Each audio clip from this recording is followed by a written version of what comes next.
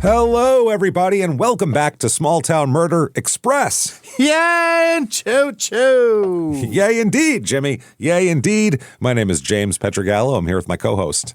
I'm Jimmy Wissman. Thank you, folks, so much for joining us today on another crazy story. This is a wild story. Great. This is it looked like a little thread sticking out, and then you pull it, and an entire jacket a parka comes out of there. You're like, what the hell just happened? It's the craziest story. Just in time for summer. Can't wait to get into it. We will get into that in just one moment. All aboard the murder train, pulling away from the station here. One quick thing here, top of the show stuff. Shutupandgivememurder.com. Head there right now. Get your tickets for live shows. It's a great place to be, like Jimmy said here. September the 18th at the Pabst in Milwaukee. And not a lot of tickets left for that one. So if you want to go to that, definitely get them Hurry now. up. September 19th in Minneapolis at the State Theater. Get your tickets right now for that one as well. We're excited. We love Minneapolis, so we cannot wait. Do that. Get Milwaukee. And then there's also Dallas, San Jose, Sacramento, Tarrytown, and Boston. So get your tickets now. Shutupandgivememurder.com. Listen to the other shows that we do, which is Crime and Sports, which is hilarious. We promise you do not have to like sports. You just have to like comedy and crazy stories. And then Your Stupid Opinions, where we hear people's reviews of places that we don't care about. And it's a lot of fun, hilarious show. So check those out. Then get yourself Patreon. Patreon.com/crimeinsports is where you get all of the bonus material. All you have to be is $5 a month or above, and you get everything we put out, including, as soon as you subscribe, you get almost 400 back bonus episodes you've never heard before. Binge on those. Then you get new ones every other week, one Crime and Sports, one Small Town Murder, and you get them all, everybody. Do what? Oh, do what? That is from our last Patreon, Small Town Murder, which was Maternal Instinct. Yeah. And that was the man's reaction to your girlfriend did all these things and killed a woman and cut a baby out and everything. He said, do what? So Maternal Instinct is what we're doing for Small Town Murder. And then for Crime and Sports, Kirby Puckett. Yeah. Yeah, lovable, cherubic guy. He's an amazing young man. Did some strange things there. So get that, patreon.com/crimeinsports. And in addition to all of that, you also get everything we put out. Crime and Sports, Your Stupid Opinions, both episodes of Small Town Murder, all ad-free. Wow. With your page, ad-free. And you get a shout out at the end of the show. Jimmy will mispronounce your name, but he'll feel bad about it and want it to be correct. So that said, that's right. I think it's time, everybody, to sit back. What do you say here? Here we go. Clear the lungs. There you go. Arms to the sky, everybody. And let's all shout. Shut up and give me murder. Let's do this, everybody. Okay. Let's go on a trip, shall we? Yeah. Let's do it. We're going to Idaho this week. Fucking A. Hasn't been too long since we were in Idaho, but like I said, the way it worked out, whew, boy, is this a wild case. This is Post Falls, Idaho, 2 words, Post Falls, northwestern Idaho, panhandle action. This is Idaho Panhandle up there. It is up there. Is there falls? I have no idea. It's Post Falls, they call it that. Maybe it's because there's no more falls. It's Post Falls. There was falls the here falls. years and years ago. They're gone. It's gone now. Northwestern, like we said, 15 minutes to Coeur d'Alene, about 8.5 hours to Jerome, Idaho. Our last Idaho episode 679, Murder Colors Don't Run. That was funny. That was a wild episode. This is in, and I don't think I've ever said this county name right, Kootenai County. It's going to be native. Something like that. Yeah. Kootenai. Okay. Area code 208 and 986. Population of this town, about 44,000. Yeah. So it's grown a lot recently, too, in the last 10 years. Median household income here, pretty low for median household income, $38,162 a year. That's about 30 grand less than the national average. Almost half. That's not good. And that doesn't help that the median home cost here is $457,200. So it is expensive. How dare and you? Apparently not easy to make money here. So that's tough. A little bit of history, real quick, just mainly the name. Post Falls is named after Frederick Post. I figured it was because there was like a postal outlet there or something. It's, Sure. in the middle of nowhere. No. It's a German guy, an immigrant who constructed a lumber mill along the Spokane River in 1871 on land that he purchased from the chief of the Coeur d'Alene tribe. So What a guy. did it the right way anyway. The purchase of the land is preserved in a pictograph on a granite cliff in Treaty Rock Park. There's this whole display of him handing over the deed. It's crazy. Somebody drew it. Somebody made it. Yeah, it's interesting. Reviews of this town. They should have made a little diorama. That would have been nice, like a shoebox diorama. Yeah. Little guy. in an Adidas box. Yeah, that would have been fun. Puma, maybe. Whatever. Reviews of this Where the town. lid's attached is all. Something. Yeah. Yeah. Here's 5 stars here. Okay. I love the mountains and the easy access to the wilderness. There are plenty of restaurants in the area and lots of things to do around town. People are generally nice.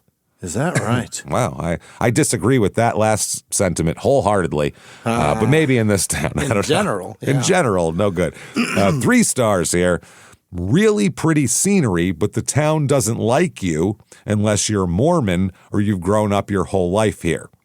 That sounds probably correct. The town is, The town itself will reject you, the land. Also, the place does not know how to forgive anybody. Forget The place doesn't What did forgive. sir? What did you do? Yeah. What did you move here and then do? That's the thing. You moved here, fucked up, and now you want these strangers to forgive you for some reason. This place does not know how to forgive anybody and is really stuck up. Terrible place to raise a family. Okay. Well, if that's true, how dare you be stuck up, you broke fucks? You got no money. What are you talking about? Yeah. 2 stars. I live where tires have been slashed and vehicles are vandalized, and the police do nothing about it. They can't. Nothing. Well, don't worry. They don't do much about murder, too, as we'll find out. So that's all right. That's the least of your concerns. Don't worry about it. Here's 1 star finally here, and this is extremely specific, I think, to this person's experience, I would say. Quote, there are always loud neighbors that like to scream and yell at other neighbors.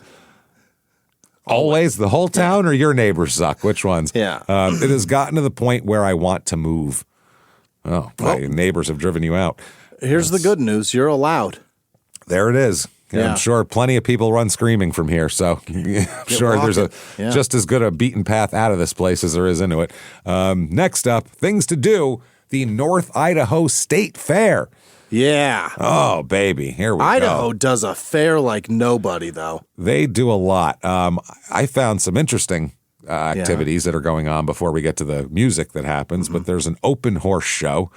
Yeah. So open for any horses. We open Come the on in horse. from the plane.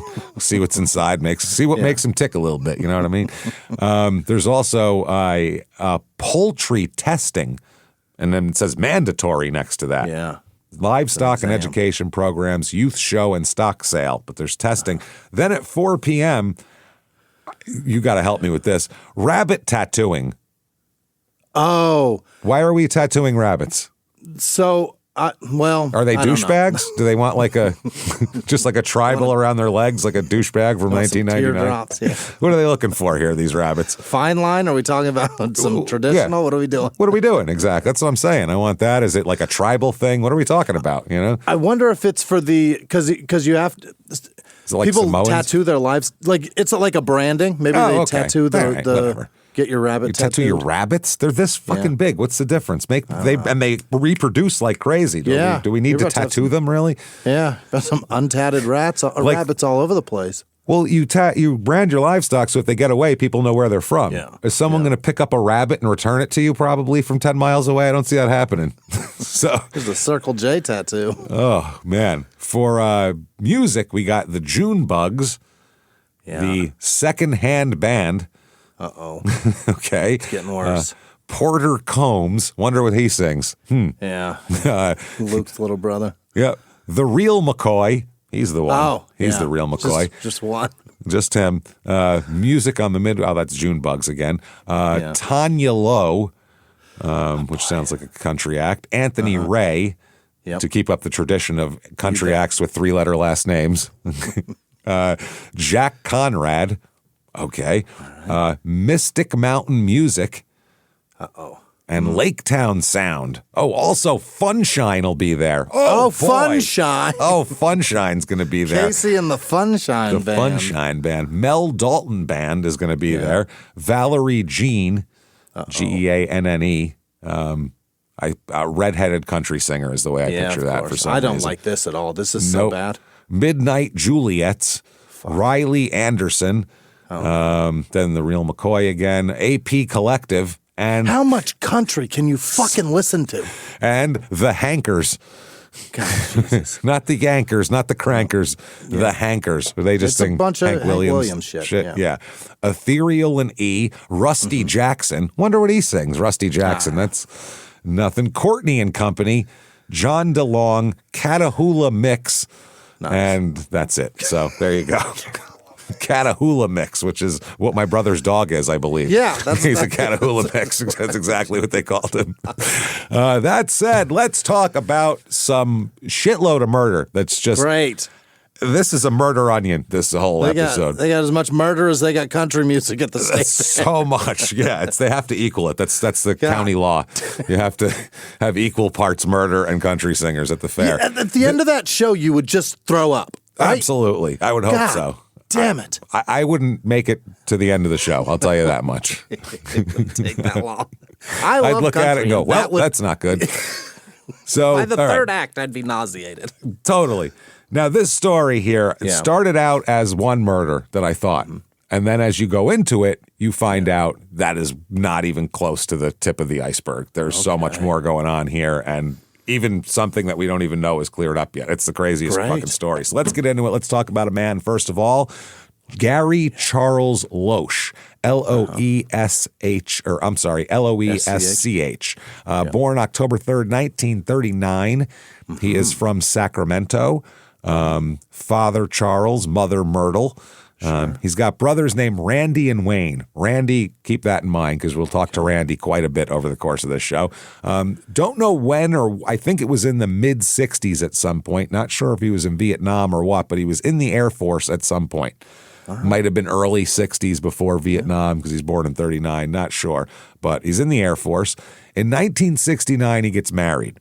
All right. He gets, so he's 30 at that point, gets married to Barbara Dean Stultz, Stultz, Barbara Dean Stultz. And she is born April 7th, 1945, so about 6 years younger.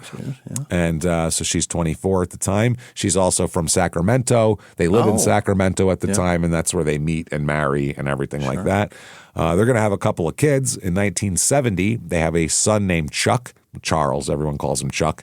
And then November 6th, 1971, they have a daughter named Tina Rose. Okay. Not the Rose is her middle name. They don't call her Tina Rose. They don't call her. It's just Tina. But now they ended up moving around a little bit.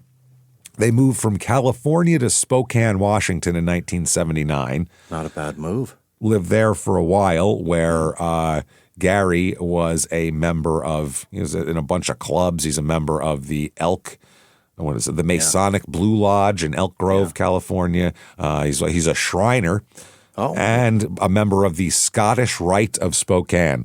Oh, boy. So he's in all these clubs, and he's got like 4 silly hats he has to wear to different meetings, is what it sounds like. So they settle in Post Falls in 1986. Okay. So their kids are 15 and 16. And that's how it goes. And their kids are much different. Chuck is pretty straight arrow kind of a guy. Tina runs with the wrong crowd, is kind of a fuck up, is a little bit of a tearaway. Hard to handle, Tina is. Interesting to go from Sacramento and then just keep trying to find smaller places to be. Yeah, every few years, downsize your town a little bit. In 1991, they have a grandchild. Tina has a son. Okay. Because like we said, she's not that reliable here and stuff. So she has a son named Christopher with a K. And remember him because he's a big part of the story. Okay. June 1992, Gary and Barbara begin doing a newspaper route. Oh. Apparently, I don't know if she helps sort and he does the delivering or whatever, but he and then later on his brother Randy will join him at another route. From their car, they deliver like hundreds and hundreds of newspapers, which back in the day you could actually make decent money in the morning doing that because it would be hundreds and hundreds and hundreds of everybody got the paper. It's volume. It's volume. So you'd make decent money. They do the same route every day. He goes out and does everything. That's an interesting job because that one didn't have much forethought or forecasting, seeing how fast that was going to go away. Because it no one literally knew, was hundreds of years. But not only that, the printers, the reporters, the fucking editor, everybody. Everybody went. So now he began this as June 1992. They distributed about 300 newspapers a day, him and his wife. It's a good amount. He also helped deliver on the weekends, and that's his second job. His main job, he works for Dilly Amusement Company for the last 10 years, so pretty much since they got to town. Now, Tina, in the early 90s here, their one daughter who has the son, Christopher, she ends up in and out of jail for a bunch of shit. Check frauds and thefts. In Idaho? In Idaho, a bunch of these kind of petty things that add up to get you jail time.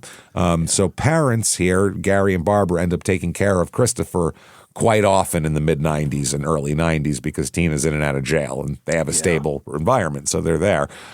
September 1995, Gary helps his brother Randy move to the area and gets him a job delivering papers on the route next to his. It's like the next route over. So, so they hadn't lived near each other for 25 years, the two brothers. And Randy said, we always talked about me coming up here and getting together and building a house together. We were going to try to be a family again. So it seems like they've maybe been estranged a little bit and they're trying to get your shit together. Mend some fences. And I mean, you're 50 years old. Get it together in your 50s. Get along. I'll never talk to my sister again. I have a brother. I'm not really talking too much. I'm never gonna fucking mend that fence. Oh, I understand. We both have fences with wildlife just streaming through them. just buffalo. I just waved to him. It's wide open too. I'm like, well, you know where it's open if you want to come back. I don't know what to tell you. I'm all out of nails. That's it. I got nothing. I can't fix that fence. I'm out of chain link, babe. I'm done. So Monday morning, November 13th, 1995. All right. 3:30 a.m., Gary is out delivering his papers, which right away, that is an awful job. Awful. Just a terrible time to be awake. Fucking awful. Yeah. Now, at 3:30 a.m., nearby residents on his route think they hear gunfire. A guy named Russ Greenfield said he and his girlfriend were startled awake at about 3:30 a.m. by what they thought was a gunshot. They're big booms, and they're loud. And nearby, people in this part of Idaho can identify gunfire. They know gunfire, and it's common too. That's the other thing. So they, it's somewhere within like a block. They figure it sounded real, real loud. They looked out of their trailer window, but didn't see anything. That's the other thing. In a trailer, everything's louder on the outside. Yeah. It's basically like if you make two tin cans and make a phone out of it, a trailer is one of them. And it's Put just a string to the world. And flick it. Yeah. See how that sounds. It's a string to the world is what it is. That's it. So now they looked out. They didn't see anything. However, Greenfield said, we heard a car leave here at a high rate of speed. We could hear the gravel spinning. So they hear a big boom and then a car tear ass. Yeah. And they go back to sleep. They looked out the window, went, I don't know, and then went back to sleep, which, okay, none of my business, He's already I suppose. gone because he was going real fast. Yeah, it must have been, that's it. So then they got up at 5:50 a.m. They woke up, and as they drank their morning coffee, they noticed a car parked in the middle of the road out there, about a block away. Car parked in the middle of the road, and it's Gary's car, the newspaper guy. They know the paper guy's car. The lights are on. The driver's side window is rolled down, but it's raining outside. So who the fuck is sitting in the middle of the road with their window down in the rain? That's a strange thing. So Greenfield, clearly alarmed as fuck, waits an hour. So 3:30, gunshot, car tearing out. I'll go back to sleep. Yeah. Look out there. Car sitting in the middle of the road near where I heard that gunshot, window down in the rain. I'll wait. I'll give it an hour. See how it goes. That's indicative of their real daily motivation. This is why you make half the national average in salary. No shit.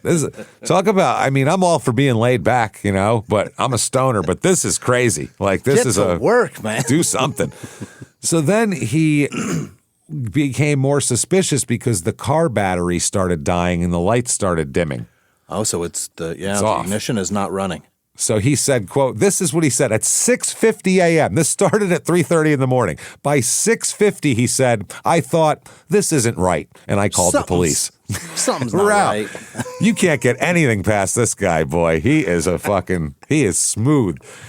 Can't get nothing past him. So, and at the same time, the newspapers getting complaints from like 5 a.m. on that their newspaper didn't come. People didn't get their newspaper, which if you have any job where if someone doesn't get what they need, by 5:10 they're on the phone with you, that's a terrible job.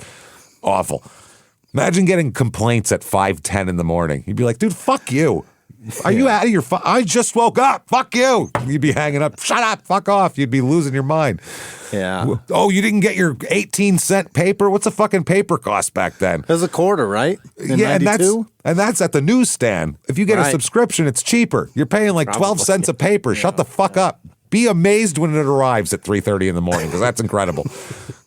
That a human left their house to deliver something for 11 cents to you in the middle of the night. Do you understand how crazy that is? They're still delivering mail for 50 cents. That's what I mean. Send a letter from L.A. to New York. We've talked about this, and people complain. It's like, it cost you 50 cents. It's fucking magic. You know how much it would take you to take that somewhere?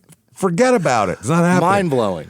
Mind-blowing. So the guy, Marshall, is the guy who runs the newspaper delivery thing, and he said, it was crazy that he was getting complaints. He said that Gary's always on time. Quote, he's a perfectionist. I don't think he's ever missed anybody. Yeah. So he's a good newspaper. Snow, babe. That's right. So he's the perfect representation of that. Yeah. So the police arrive, and they find Gary dead in his car. Oh, no. Dead still parked next to the paper boxes about 7 a.m. where he was about to deliver papers to. There are 2 stacks of newspapers undisturbed in the back seat of his Toyota Camry, and blood is pooled in the front passenger seat where he slumped over after. He's been shot in the head. Looks like one gunshot. He just drove. Apparently, they reconstructed it. He drove down. It's a tree-lined gravel road. He stopped, rolled his car window down, shoved newspapers into the 2 boxes right there. Yep. And before he got to the 3rd one, apparently, he got killed. Now, I like how people in the houses came out while they were working the crime scene and was like, can I just get my paper? It's mine. Is it evidence? Probably not, right? Just hand it. Pull it out of the box. Is there any blood on it? Can I have that? Blood? I don't know the paper guy. I'm sorry. I mean, it's tragic. I understand, but I don't know him. Horrible. I don't know. Did they already hire a new guy for tomorrow? I will get it tomorrow, right? Should I call? I'll call them. You know what? You guys do your thing. You guys go back to what you're doing. I'm sorry. Yeah. So, he's been delivering on this same route for 3.5 years. The bullet right in the head, it gets him. No weapon is found at the scene. There's no signs of a struggle, no indication that he's been robbed either. There's no robbery here. Murder was the reason. It looks like murder. It's about halfway through his route. It was in a neighborhood just off Ohio Match Road. So while the cops are working the crime scene, about 8 a.m., Randy and Chuck pull up to the scene with the cops kids processing it. We're the brother and his son. Yeah. His brother and his son, Randy and Chuck. Yeah. So Randy said he was worried. He said, quote, he told me he'd be back by 5:30 and it was 8 a.m. and I got no phone call or nothing. Right. So they pull up. Chuck's 25 at this point, and they pull up to the crime scene tape. I mean, it's right there. So his brother and another carrier for the Spokesman Review, that's the newspaper he was working for, said that Gary is carrying no money and has no enemies. It's not like these guys collect the money. Right. They send checks to the newspaper, So this guy said, the brother said, it's senseless. You couldn't ask for a better person. The guy who was the circulation district manager at the paper said he was a good friend. Beside working with him, he said he was just a good person. And Randy said he knew everybody along the way and got along with everybody. So it doesn't make sense. Right. And again, a newspaper is not a reason to shoot somebody. He's been throwing your paper in the bush instead of on the porch. So you're going to murder the guy. Or It's not his fault. The NASDAQ is where it's at. That's stuff. I didn't do it. Because all that information used to be in there, remember? Don't shoot the messenger couldn't be more apt to this situation. I didn't write any of this shit. I didn't even read it. I just handed it to you. So does it happen a lot? They're wondering here. They said not really, because the carriers don't carry any cash. Right. So they don't really they don't collect anything. So it doesn't make sense. They said they employ 125 carriers in the Coeur d'Alene Sandpoint area. Almost all of them are adults. And they said this is the first time that an Idaho carrier has been hurt by anybody. Oh. 2 Spokane delivery carriers were killed in the past. A 32-year-old was beaten to death in 1987. And in 76, a 13-year-old girl was murdered after she disappeared from her paper route, and we know what that's about. It has nothing to do with newspapers. Somebody just knew where to collect a 13-year-old girl early in the morning on her bike. So the circulation guy said, "You can't predict a thing like this. I think it was a random act of violence. He must have been in the wrong place at the wrong time. Random act." Sucks. Their paper does offer a $5,000 reward for the capture. Well, that's nice. This is not the murder that we were even talking about today, by the way. This is just a subsequent side murder, that wraps in. Yeah. Now, the suspects right away are Chuck and Randy. Because they knew where to go. They went right to the spot. Yeah. Now, but Randy knows his route, so if you drive his route, you're going to find him. He said, "I know his route, and I just went on his route." It's what he said. He goes, "I just happened to come across where you guys were. If you were, at another neighborhood, I would have found you there." But they said, "It's weird that the cops were only there about a half hour, and you pull up. It seems like you knew ahead of time." And he said no. And Chuck claimed in an interview, there's a show called Accident, Suicide, or Murder that talked about a couple of these cases we're going to talk about in here. And Chuck did a interview with them, and he said, "We knew the route well, and we're worried about my dad, so we went looking for him." And so they found discarded cigarette butts at the crime scene.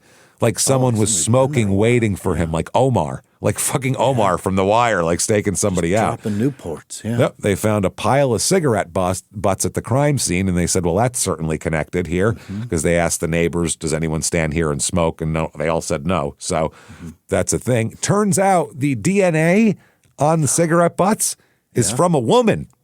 Oh. So Chuck and Randy immediately ruled out, and the whole thing is thrown into a hole, because they're like, what the fuck woman would stalk a paper guy and shoot him? That's crazy. This is wild. This is wild already, and the crazy parts haven't even happened yet, okay? So February 96, Chuck gets married. He was working as an inside salesman at the Coeur d'Alene Napa Auto Parts store at the time. Oh, boy. So good for him. Randy said, the last time I talked with the detective, they told me they were grabbing at straws. They had no evidence, not grasping, grabbing. He said, one of the detectives said, we're still investigating. I'd like to be able to tell you we're in the throes of an arrest, but we're not. They said the big part, this is amazing, the lack of evidence has been the big problem with the investigation. Is that what it is? Really? What the fuck else would hinder it? I mean, if we got overwhelming amounts of evidence and you couldn't solve it, we might have some more questions, but this makes a lot of sense, sure. You think that's the most obvious thing a human being can say, especially one with a badge. This guy, the next sentence he said to a newspaper reporter is amazing. Quote, what's really tough is trying to find out who did it.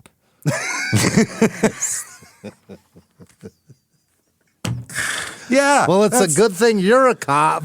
It's a good thing they're paying you fucking $50,000 a year or whatever you're getting paid for this. You know what I mean? It's a good thing this is a job then. It's not just volunteers from around the neighborhood, because it sounds difficult. Feels like he should be the inside salesman at the Napa. Right? It's amazing. And Randy Loesch said not knowing why, not knowing who, the basic not knowing is frustrating. And he also said it's always going to be with us. The not knowing is the irritating thing. There's so little to go on. Now, Randy said the family has come together since the murder, and they stopped delivering newspapers as well. The whole family, we're done. We're done. He said, we're all scared. We're jumping at shadows. We don't want to go anywhere alone because this is so random. They're scared. He said, it's just so strange. It's beyond belief. It's just a strange situation. Right. So 4 months later in March, they still don't have any leads. Barbara, Gary's wife and Chuck and Tina's mom said, we're at our wits' end. He said, we just don't know. She doesn't know what's going on. So Barbara is forced to just go on with her life with no resolution to her husband's murder. She goes on. She was never a suspect, despite the female DNA. She was home and not a suspect. January 11th, 1998, so 2.5 years later, Barbara hasn't been heard from in about 3 days by anybody. Barb's not around now. Barb's gone. So Randy and his wife decide to go check on her. Yeah. After what happened with your brother, I'd be done checking on anybody, first of all. I'm not checking shit. Not checking anything. Now, they said she has a history of depression, so they wanted to check on her, make sure she was okay, especially since her husband's been murdered and no one's found who did it. Yeah. Randy noticed that the back door to her house was open while he and his wife Laura stopped by, which set off alarm bells. They backed away and called the police. Yeah, that's good enough. No, this is weird. Too much already. I'm done cashing out. So Randy calls the cops, asks for a welfare check. Scott Haug, a patrol sergeant, said, when someone's asking for a welfare check at that home, the hair on the back of your neck goes up a little bit. Yeah. Okay. So they said a detective arrives and they said Randy basically did not want to go into the house until I went in with him. There was something that was just not sitting right with me at that point. All right. They canvass the house. They go inside. They don't really find anything. Then they make their way to the back porch. And this is what the detective said, quote, when we looked down the steps, you could see Barbara floating in the hot tub down there. Oh. And not like leisurely, like waving, going, grab yourself a margarita from the, none of that. She's floating face down. Uh-oh. And very much not alive. Her body is found not only in the hot tub, but there's also a large TV in the hot tub as well. In the hot tub, submerged in the water. Okay? So at first they thought it was a electrocution. Maybe she had the TV perched up on the edge. It fell in. Tragic accident. The cops said she looked like she had been in that hot tub for several days. It was one of the worst death scenes I have ever experienced. Days. It's a Barbara soup. Yeah, in water. Oh, it's going to swell. boy. It's going to be gross. That's bad. They said the TV in the hot tub obviously raised more questions. They said, did she accidentally knock the TV into the water and was electrocuted? Who knows? Yeah, and that seems like something, but there's things called circuit breakers. And 1996 has those. Oh, we'll get into it. Don't you worry, son. Yeah. It's coming. All right. So the autopsy, considering her depression, they didn't know if maybe she did it on purpose. Right. So Barbara's body is too decomposed for a toxicology test. And there's no obvious injuries or marks on her at all. She hasn't been beaten or anything like that. Has it been bubbling the whole time, too? Oh, it's on. Oh, she's in the hot tub. God, that's terrible. 100-degree water, 3-degree water. The medical concluded the cause of death was undetermined and that suggested it was a possible accidental drowning. Wow. Okay. Now, when they look around and do a little investigation, they find out the TV was plugged into a 25-foot extension cord that came from the garage. Mm-hmm. But they noticed one thing that was strange. The cord wasn't plugged in. The TV's not plugged in. Yeah, that doesn't do anything. No. So Barbara, they said, had other medical issues. Maybe she had a health emergency and died before she could plug the TV in. But then why would she be in the hot? Who gets in the hot tub, sits there, and then gets out and goes and plugs the TV in? That doesn't make sense. Yeah. And then it's weird. So they said, or maybe someone else was there and unplugged it after it went in the water. Who knows? Mm-hmm. But again, Randy's suspicious behavior, as the cops put it, puts him in. He is their guy to look at. He's there, and also they were a little suspicious of him from Gary's death. So now they're like, It's the second time he's happened upon a body. Exactly. Of someone very close to him. Relative, yeah. Randy adamantly denies that he has anything to do with this here. Now, one of the detectives said after Gary's death, Barbara was the beneficiary of a decent sum of money. What happened to that money? Now, they said they looked into it and found out that Randy had borrowed a pretty significant sum of money from Barbara. And so the detective said his debt would have been wiped clean with Barbara gone. Right. So they looked at him even more. Now, both Gary and Barbara's detective teams team up. because they're like, maybe these are connected. We should probably talk about it. It's rare to have two people murdered, less than 3 years apart that were married by completely different circumstances. Husband and wife murdered 3 years apart and not be connected? That's very rare. It's real weird. So they cast a big net. One person keeps popping up in their radar that they can't really lock down, and that's Tina, the daughter. Oh. Okay. Tina has had a lot of troubles, obviously, at this point.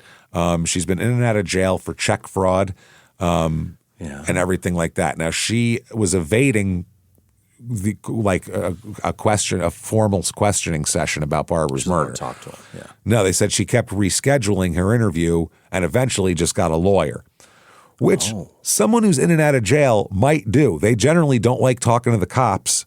Sure. And they realize they've probably said some shit that's gotten them in trouble before and realize you don't talk to anybody without a fucking lawyer anymore once you're in the criminal justice system for a while.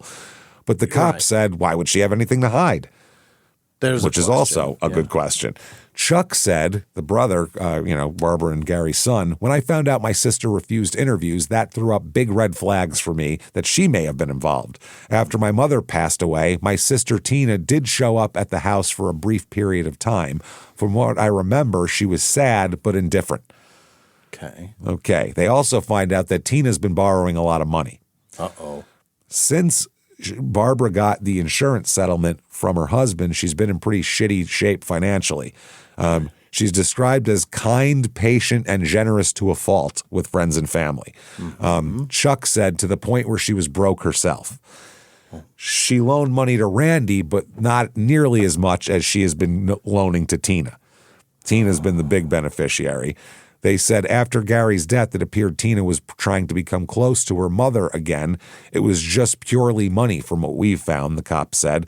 Tina started to get closer to her mother and talked to her about getting this life insurance policy for the benefit of her children, or child at the time. Oh, but life insurance on mom. On mom. In case you die, then at least we're taken care of. Yeah. During that period, Barbara had given Tina well over $100,000 as well. Yeah. To her daughter, claiming it was to start this business. So, yeah, that's how it went. Now, Tina has been hanging out with a woman named Sky Hansen, okay? Her and Sky met at the old Idaho Penitentiary in Boise. Yeah, Skies are dangerous women. Anyone especially with an E on the end, watch out. And she has that. Now, Sky Hansen was in there for manufacturing drugs, so for cooking meth. Yeah. And Tina was in there for theft, forgery, and car theft. Okay.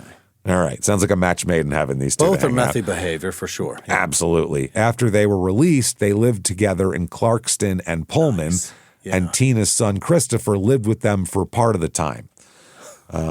Little bit of Sky here. She's about 7 years older than Tina. She is, quote, well known to state police for being involved in drug manufacturing and dealing. Yeah. Everyone says that, and this is from the detectives, Sky Hansen dominated the relationship. She's a real dominant. She's got a big heart, James. Yeah. No, she's a dominant personality type that makes you do what she wants. Yeah, she cares about you. That's why. Yeah. They said she liked tropical fish. She owned a 77 Firebird and a 95 Corvette. Fucking A. Yeah.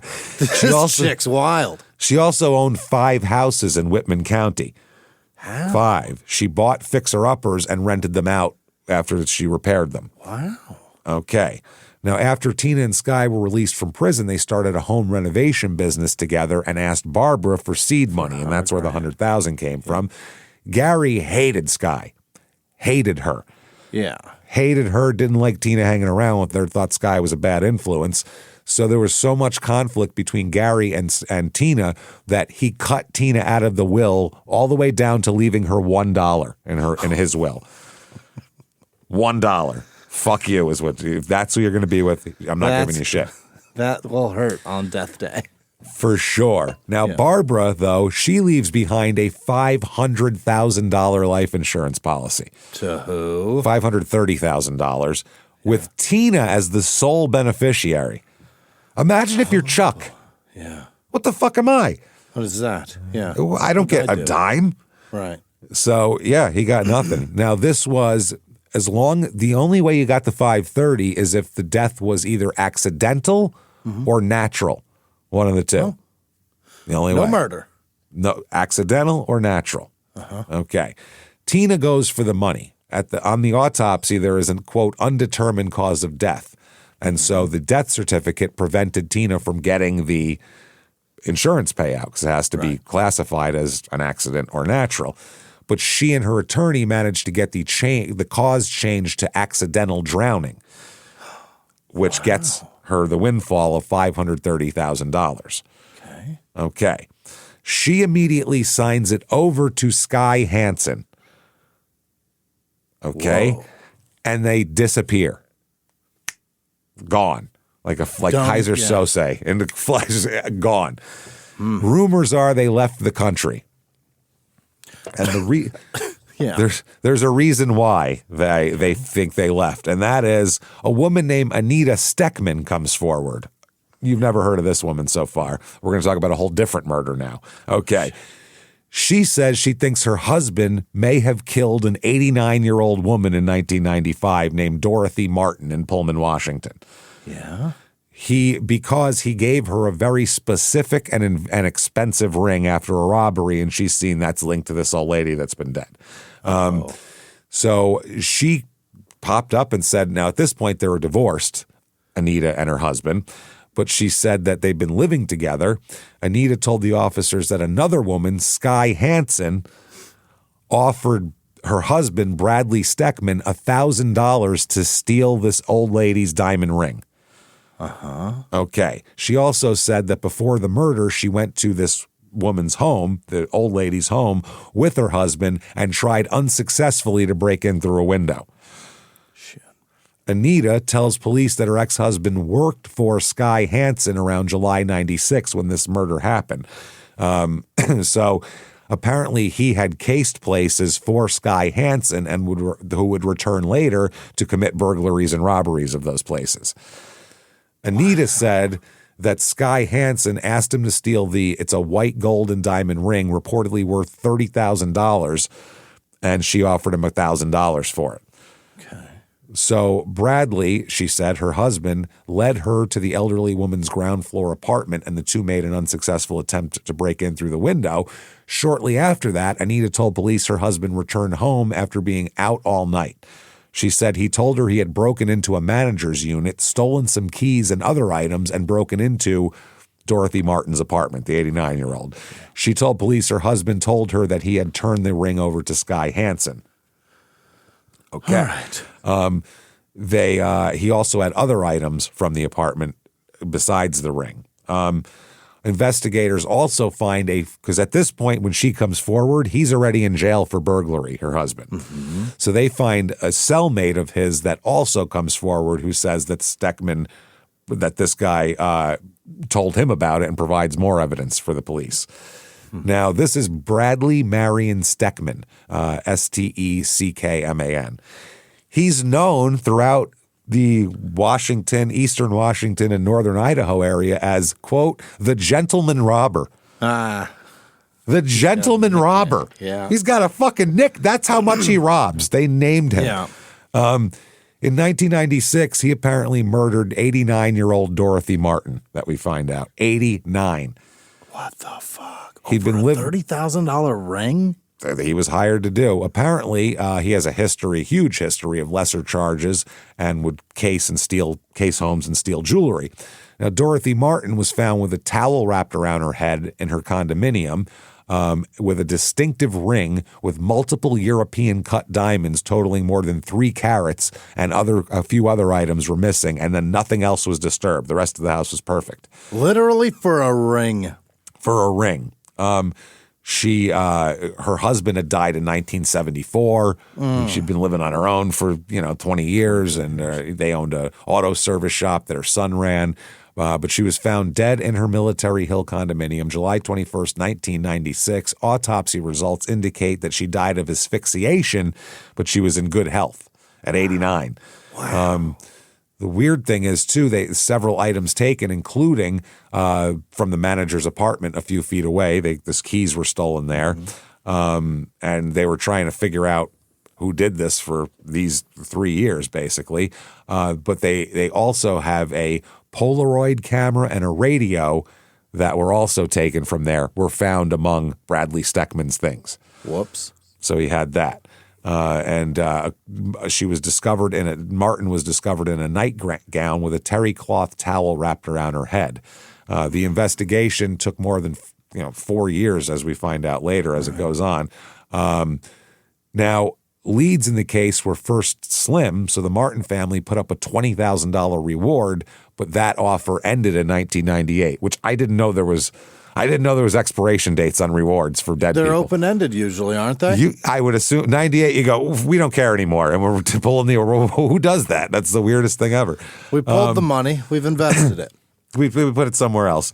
They said it was well over 3 years after the murder before a tip came in. Mm-hmm. So apparently, Sky Hansen had done some carpentry jobs for Dorothy Martin. That's how she knew she had the ring.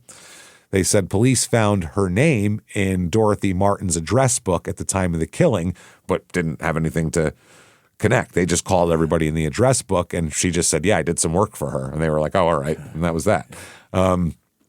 They learned that Bradley Steckman, though, had ties to Sky Hansen and Tina Loesch. Now, they want to talk to Sky and Tina again after they talk to Bradley, but they can't find them because they've disappeared. Yep. Before Hansen disappeared, she told investigators that Martin hired her to install closet organizers at the condo and refinish a table. So Hansen said that she was familiar with Martin's residence and security measures, so they'd like to talk to her. Sure. Obviously. By the way, Steckman's going to admit to this, Bradley Steckman, this murder. He went in there just to rob her, but she put up a fight and he struggled with her and he had to fucking suffer. He had to put a pillow over her face and suffocate her because he couldn't physically control an 89-year-old woman.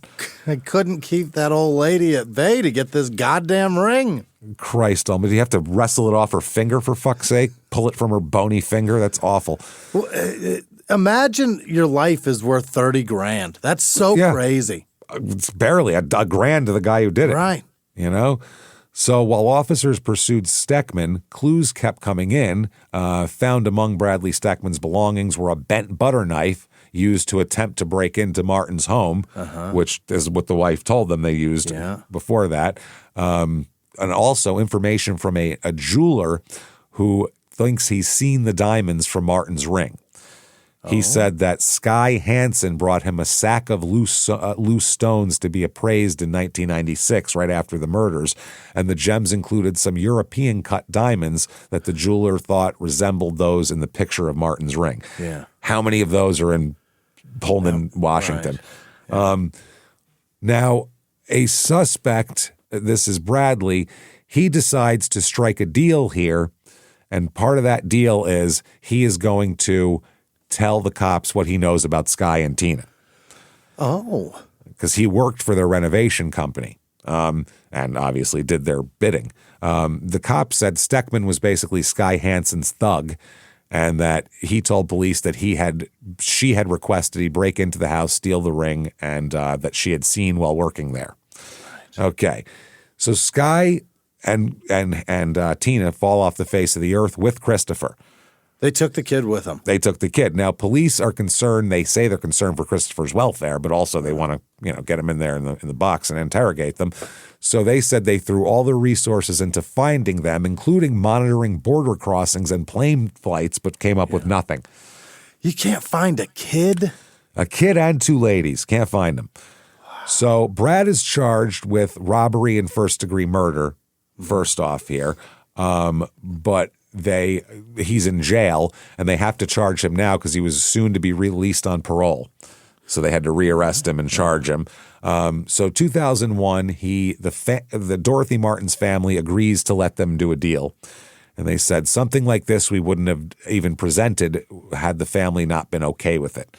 He pleads guilty to second-degree murder during a robbery. And he's sentenced to, you, sir, may fuck off, 18 years in prison for that. Oh, he's lucky. Which seems light. That's very light for second degree. Seems like the judge said, well, 89, how much time she have left? That's odd, but that seems like that's what they said. You know what I mean? Like, I don't know what other calculation. 35 at this point. Give him a chance for sure. 32 maybe at that point that he pled. So he goes to prison for the murder of Dorothy Martin. Once again, the Loesch family, they still have no answers, okay? 2003, he comes forward and he's got more to say. He says, I killed Barbara Loesch. Oh. Yeah. Why did he do that? Well, money. They were supposed to pay him part of the insurance. And by the way, I understand that part. Why'd he come forward? They stuck him and never paid him. Oh, that'll do it. Yep. He was supposed to get 10 grand and they didn't. They stiffed him. He says, okay, Tina and Sky hired him to carry out the murder and make it look like an accident. They claimed they were going to give him $10,000. He said that he had an accomplice, we don't know who, salt the water in the hot tub first to increase its conductivity. Okay. This is diabolical. Yeah. Okay. He said that he told the police that that he lured Barbara into the hot tub to watch television. He was there with Tina, he said. Oh. He lured her in to watch television. He stuck a pencil in the back of the set to bypass the circuit breaker shit, the electrocution safeguards that are in all electronics. Yeah. He put a pencil in there to block it off. But wouldn't that... He knew what, okay. He knew how to do that. Yeah. It worked. So, I mean, it worked. That's crazy. Clearly. The house didn't have the safeguard. Yeah, you would imagine. Well, that's the thing. That's not what kills her. They said that just... It stuns her, basically. Oh. So they said that he did that to, quote, Tim plugged the extension cord in, or Tina plugged the extension cord in while I set the TV on the hot tub, is what he said. He said he pushed the TV in, the electric shock like stunned her and knocked her sort of unconscious but didn't kill her. Then they rolled her over on her stomach and Tina held her head underwater until she drowned, he said. That is fucked up. That is fucking diabolical. Gross. And to plan all this out ahead, wow. They said, then the detective said he must have unplugged that TV so Tina could go ahead and finish what she started, so the water wouldn't be dangerous. Once that plan had been carried out, they said Tina held her underwater for about 2 minutes.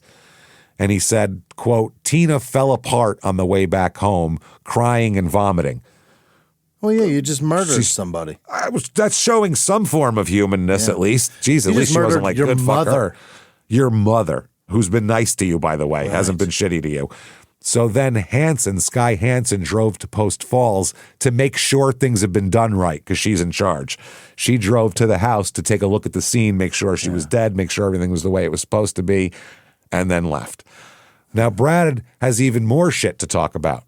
What? He said, not only did I kill Barbara, I was asked to follow Gary and pinpoint locations on his paper route that would be the best spot to murder him. Sky Hansen hired me to do that.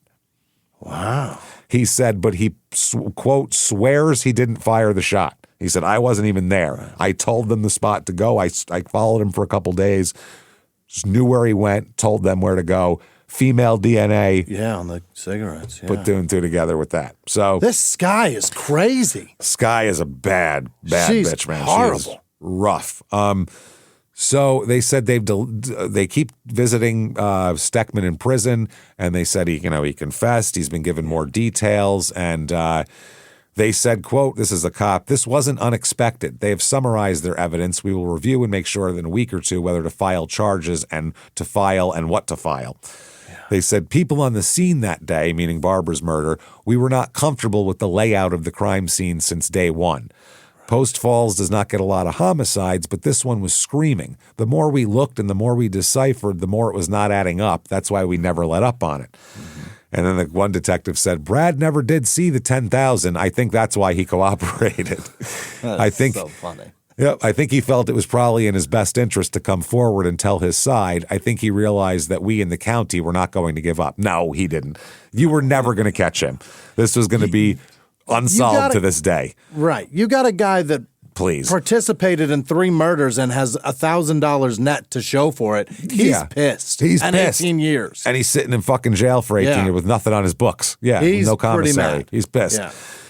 They said the combination of the husband's murder and more or less some gut feelings I always had suspected that this was not an accident and this was not a suicide. It's quite the case. I'm not satisfied that we have the whole story at this point. Oh, and you don't. Trust me. No. It gets weirder. Okay. No, because you're terrible at your job. You're terrible. Now, they can't arrest the ladies, number one, because they can't fucking find them. They have no idea where they are. Yeah. And number two, Brad's a co-conspirator with no other corroboration, so he would not be allowed to testify against them in court. So they've got nothing. They got guts at this point. They have nothing. Then, 2004, the lead detective said in the newspaper he believes Tina's dead.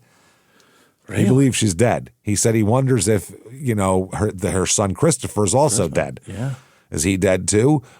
He said he's scouring national databases for missing and exploited children to try to find some trace of Christopher, and has placed Tina's dental records on a national crime computer, hoping if there's some Jane Doe somewhere out there, it may be matched as her. Yeah. So they're already looking for dental records. Now, Chuck hears about all this. They tell the family, obviously. And Chuck said, holy fuck. He said, the last time I saw my sister was at my mother's funeral. He said, I had no idea she was involved in any of this. And he said, she's one hell of an actress. I'll say that much for her. Really? Yeah. He hasn't seen Christopher, he said, since he was maybe 2 years old. He hasn't seen him in years and years. He said Tina was always mixed up with the wrong crowd, always causing trouble. Always. This is beyond causing trouble. Yeah. So 2004, they make a deal with Steckman to plead guilty for the Barbara murder here as well. Okay. So he is going to be sentenced here. It's a plea bargain, and they said the state has nothing to solve the homicide, and without him coming forward, they have nothing. So they had to do this deal, basically. They give him, you, sir, may fuck off, life in prison with possible parole after 15 years. So now he's doing 33? It's to run concurrently with the other sentence. All right. So still 18. It goes back to the beginning. It's retroactive. We'll find out. He's eligible for parole for everything in 2016. 16. That's fucking crazy. Yeah. Anyway, there's reactions here. Laura Loesch, who's Randy's wife, said, we're ecstatic. This is closure for part of it. We knew that this in the back of our minds that she was murdered, but it wasn't in your face like it was with Gary. They said they've reopened the investigation into the Gary Loesch killing, but it's in limbo as they were hammering out this other plea bargain. They got a lot to do. 2006, they reopened Barbara's case to try to find Tina and Sky. Okay. They name them as persons of interest officially. Yeah. So they say they're persons. Any way to get the money back from them? Not if it's gone. They can't even find them, never mind the money. Right. So he said that at one time he thought that Tina and Christopher were dead, but he said that he's not sure now. And he said that the Post Falls police were trying to keep the case quiet in hopes they wouldn't go deeper into hiding. He said that to a newspaper reporter who put that in the newspaper, which is very smart. Media. Please don't say anything about this. We're trying to keep something quiet. Everybody good with that here? So yeah, they tried the U.S. Marshal Service, and they said the key to this case are these two here, Tina and Sky, tapping on mugshots of them. Mm-hmm. They were last seen loading an RV in Seattle in October 99. They got an RV. Now the son, Christopher, they find out that Christopher was living with other people from 99 to 2000. He was living with a Spokane defense attorney named Julie Twyford, apparently. And he was enrolled in Spokane's Shiloh Hills Elementary School under the name Christopher Robinson, like Winnie the Pooh or something. Again, why do people cannot come up with shit? Remember Bill Lawington from the Maternal Instinct? It's crazy. Robinson. Son, yeah. They said then he just didn't show up for school one day and his transcripts have never been forwarded. Wow. Now, they went and interviewed Steve Cassell, who was apparently, I believe, living with the lawyer, that one of the people watching Christopher, and he was charged of charges of illegal money transactions. And he said he doesn't know where he is either, and he doesn't know. He said that they don't know anything. Twyford, by the way, had represented the South Hill rapist, Kevin Coe. So that's why he was famous. Jesus. Now, the reason why Cassell got in trouble, he was trying to sell Sky's houses. So he apparently has some connection with these people, but says he doesn't know where they are. Or yeah, but if you sell the homes, then where does the money go, dickhead? That's the point. Exactly. Yeah. Authorities say Twyford and Castle deny knowing anything about the boy or the women's whereabouts, but Hansen's Corvette is in their garage. So they had one of their sons in one of their Corvettes, which is like a child, to a childless person. And power of attorney to sell property for them. Where the fuck are they? Where are they? They won't say, and they have no reason to no way to compel them to tell them, basically. Wow. January 2008, case is still active. They're still looking for these women here. October 2008, they say, fuck it, we need help. And they said, we hit a dead end and we needed help.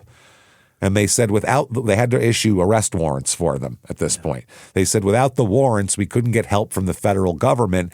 And more importantly, America's Most Wanted wouldn't touch the case. Yeah. And they really wanted to put it out there to America's Most Wanted. We need fucking Walsh. Need him, or not, it was somebody else by then, maybe? I don't know. Either way. 2008, I think it's still Walsh. Probably. Either way, though, they basically think that they've tried everything. The marshals, the FBI, no one can find these people. So maybe just somebody in a 7-Eleven will run into them and whatever. Now, America's Most Wanted, they interview the police and they, have a big, episode on the whole thing. It's on November 15th, 2008. They run a segment. It's, I believe, the 8 o'clock or 8:30 time slot. Okay. So 3 hours later, after the segment airs, 11:30 p.m. on November 15th, a motorist comes across a white Dodge Durango on a road northwest of Tucson, Arizona. Oh. On the side of the road, okay? So inside the car, they call the cops just to say there's a car on the side of the road. Inside the car, they find the bodies of Tina and Sky, dead. What? Dead. Both with gunshot wounds, Tina holding a 9mm. Murder-suicide. Murder fucking suicide. They said 3 hours after the case was aired on America's Most Wanted, they were found dead in the desert of Tucson, Arizona, the detectives said. Unbelievable. They said that the authorities arrived at the site, they found the bodies, and an 8-page suicide note expressing regret over the crime, and Sky left a will as well. Okay. They discovered gunshot wounds to the head that were inflicted by the 9mm found in the vehicle near Tina's hand. So they were trying to, in the letter that Tina was alleged to have been involved in the killing of her father, she said that she had nothing to do with it. Okay. They said obviously this was a suicide pact, clearly. The eerie, weird thing, they killed Barbara, they denied everything, but they said they can't go back to prison, basically. And they had been telling people they know that they weren't going back to prison. America's Most Wanted aired, and they went, we're going back to prison. And they got in the car and went out and shot themselves. Nowhere in the suicide note do they mention Christopher. What? Who would now be 17 years old and still has not been seen. No one knows where he is. So according to a detective who talked to somebody they know, Tina and Sky saw a commercial for America's Most Wanted and told their friend they'd rather die than go back to prison, got in the Durango and took off. Hansen had started another home improvement business, but it was unlicensed and didn't pay taxes. They hadn't changed their names legally, but were known in Tucson by different names. Tina was Dawn and Hansen was Katie. Yeah. So they said that neighbors in Tucson told the investigators that Christopher had been living with his mother in 2002, but she told them she sent him to live with his father because he was too much to handle. We don't even know who his father is, and neither do the police. So they don't know. They were searching. They said that in Spokane is where he was sent, but they don't know anything. So they're looking, obviously, they were looking to talk to Twyford and Castle, the people who used to have Christopher, to find out maybe if they know where he is. But they said they have not seen the boy for many, many years. So police arrive at Sky and Tina's house to search for. In Tucson. It's under renovation, and all of their belongings are boxed up in the garage. Great. Like they were about to make a run for it. You already boxed them for us. Perfect. But the weird thing is, underneath the boxes, they found hundreds and hundreds of dryer sheets laid out. Oh? Hundreds and hundreds of dryer sheets. Why would you do that? Hiding the scent of a body? something. They said what it meant to me was they were trying to mask an odor, the detective said. Yeah. They dug up the area. There were hits by cadaver dogs, but no remains were found. What? They had that fucking kid buried in that garage for a long time and then moved. A long time. Okay. So the detective said, what happened to Christopher? To this day, we don't know. He just vanished. We don't know if we've potentially found another homicide in this case. When I picked this case, it was about a lady floating in a hot tub. And then I'm like, what the fuck? All these things are coming out. And I'm like, Jesus Christ, this is crazy. What'd they do with Christopher? We don't know. They said They cops moved said, him, right? Had to have. Finding him is our top priority. Information we have so far is that he was in the Tucson area in late 99. He was sent to live with his father about a year after that because of the boy exhibiting behavioral problems. They don't know his father's identity. No record of the women changing their last names to avoid law enforcement. They just didn't do anything under their names. So they called, the Pima County Sheriff called Idaho, and they said, the Idaho police said, we got a call that night from the Pima County Sheriff's office. They said, I think we may have found your girls. Well, we definitely I would say. did. Yeah. The funny thing is, the lead detective from Idaho said, when I got the call from Tucson, I was skeptical. Of what? They're dead. What, they're not them? What are you talking about? He said it had Was been it April 1st? Otherwise, why? Why? Why would you make this up on November 15th? He said it had been so difficult to find them over the years that I didn't think it's possible. If I can't find them, they must have vaporized. Because I'm the best. I'm the best. I'm the same guy who said the hardest thing about this is finding out who did it. Wow. He said once we determined it was them, I had a lot of questions. Well, you're not going to get any answers. No one's going to them. answer. No, they're not talking right now, unfortunately. No, they're not taking questions. He said that the Loesch family called it a relief, and the detective said they won't have to keep looking over their shoulders and wondering if these two might be coming back for any of them. Wow. By the way, were there any actual tips from America's Most Wanted? Like, did this matter? Yeah. Because if there was no tips, then they did this for nothing. Yeah. They had over 50 tips from all over the country. One pointed to Arizona. Is that right? One. So they might have been busted by that one tip, or it might have just been some horseshit coincidence and they wouldn't even have gotten in trouble for it. So it may have been somebody from Flagstaff thinking they saw somebody. Exactly. Yeah. 2011, Chuck hopes that the Deadly Sin TV show can help solve his dad's murder. I think we solved his dad's murder. I think I think it's been solved. They have DNA and they have a couple of bodies. You could have checked that. They have a guy admitting to what he did, female DNA. We could put it together, what would happen here probably. But he said, Chuck said, who exactly was part of it? Who was responsible for my father's death? And where is Christopher? That's a good question. That's a good question. He said, the lead detective said, we have scoured the earth for him and not found any leads to where he may be. It's unbelievable. So, yeah.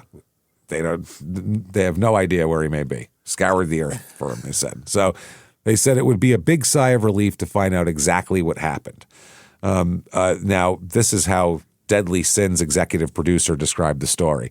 Quote, it's a fascinating story of how sinister people can be. Every man, woman, and child are guilty of sin, but this show takes a look at what happens when sin becomes deadly. Good Lord. Good God. See, this is why we make a comedy show about this, because that if we said that. That's horrible. Because that's the alternative. Yeah. Every man, woman, and child are guilty of sin. Guilty of sin. You want to hear that from us? No, you don't want Every child's guilty of sin? The fuck out of here. What kind of life is that to live? Jesus, that's what you're living, how you're living? December 12th, 2012, Bradley dies. He's dead. What? Bradley's fucking dead. Died at the Valley Hospital Medical Center while serving his sentence. 4 years short of parole. Oh, take that, sir. Take that. 2020. Where the fuck is Christopher? What is happening? Yep. The detective said that he and other members of the department think about Chris often. They said if he's still alive, he'd be 30 years old by this point. Yeah. The one detective said, I hope so. I hope Christopher's alive and off living his life somewhere, but I have my doubts. And Chuck also said, quote, there might be a slight possibility he's in another country. I have a tendency to believe he's in Belize. My sister and her girlfriends had connections there. Oh, really? They fucking killed that boy, and he was an inconvenience, and they killed him. You could certainly tell your family that, like when the dog dies, but that kid's doggy heaven. Dead. Belize is doggy heaven for this kid. That's all it is. 13-year-old. Yeah. As of 2024, still nobody found Christopher. Gone. I mean, it's if you never found. If you He's don't he's see gone. a kid, a 34-year-old, he's probably not coming around ever again. Yep. So they did an episode of Killer Couples, and they did an episode of Deadly Sins called Greed. Yeah, I guess that was the deadly sin they were talking about. Barbara and Gary are buried at the Evergreen Cemetery in Post Falls. Dorothy is buried in the Moscow Cemetery in Latah County, Idaho. Yeah. And Tina was cremated. Oh. Christopher was buried in a garage and then moved to the desert, probably, where he was eaten by animals, I would assume. That's my guess. I'm not sure. So fucked up. So fucked up. How fucked of a case is this? How terrible of a person do you got to be to value your mother's life at $530,000? And your father's with nothing. Nothing. He pissed you off because you don't because Sky was mad at him. And then your son you got nothing out of. Your mother, this guy killed an old lady they had. I mean, the whole thing. This is a horrible. What do we get? At least 3 and possibly 4 murders out of this case. This is insanity. So anyway, if you like this show or anything about it, please get on whatever app you're on. Give us 5 stars. It helps a ton. Netflix, thumbs up. It helps so much. So thank you if you enjoy what you're hearing. Don't do math. Just do that. And don't do meth or kill your parents or children or anybody else. And so, do that. Definitely head over to shutupandgivememurder.com. Tickets for live shows you're going to find there. Oh, baby. September the 18th, Pabst Theater in Milwaukee. Those are almost gone, so get your tickets right now if you want to go see that. The next night, September 19th, we're in Minneapolis at the State Theater.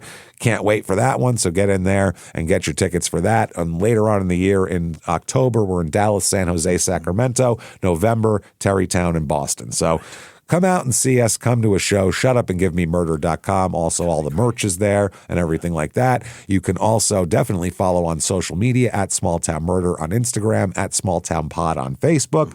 So get in there and do that. You can get yourself Patreon, which is we recommend the most. Patreon.com/crime in sports. That is where you get, by the way, that's the name of our other show that you should listen to because it's really good. But anyway, that is where you get all the bonus material. Anybody $5 a month or above, you get everything we put out. Everything, including as soon as you subscribe, you get about 400 back bonus episodes you've never heard before immediately upon subscription. New ones every other week, 1 crime and sports, 1 small town murder, and you get goddamn all of it. This week, what we're going to talk about for Patreon, crime and sports, Kirby Puckett. We're going to talk about a beloved baseball player who did some, or allegedly did some non-beloved things. We're told. Small Town Murder, Maternal Instinct, crazy goddamn story, the Netflix documentary. And, of course, we talk about the body cam footage and everything else. And holy shit, is that a crazy story. A woman cut a lady's baby out and tried to pretend it was hers. So we'll talk about that. Patreon.com/crime in sports. And on top of that, you get everything we put out, all 3 shows, ad-free with your Patreon. Wow. And on top of that, just never ends here. On top of that, you also get a shout-out at the end of the regular show. So anyway, keep coming and seeing us here. Check it out if you want to follow us on social media. Of course, shutupandgivememurder.com is the place to do that and everything. Do that. Keep coming back. And until next week, everybody, it's been our pleasure. Bye.